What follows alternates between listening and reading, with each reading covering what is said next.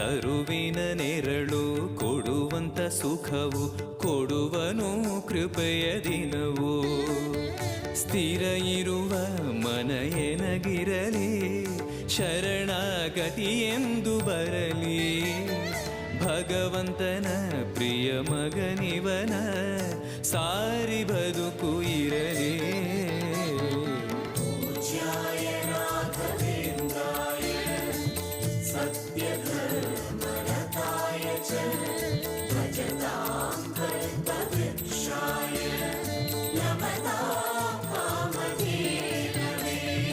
ಆಲಯವೆಂದರೆ ಮಂತ್ರಾಲಯವೇ ಬೇರೆ ನಾ ಅರಿಯಲಾರೆ.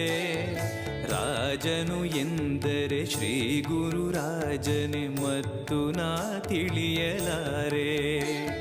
ಆಲಯವೆಂದರೆ ಮಂತ್ರಾಲಯವೇ ಬೇರೆ ನಾ ಅರಿಯಲಾರೆ. ರಾಜನು ಎಂದರೆ ಶ್ರೀ ಗುರು ರಾಜನೇ ಮತ್ತು ನಾ ತಿಳಿಯಲಾರೆ.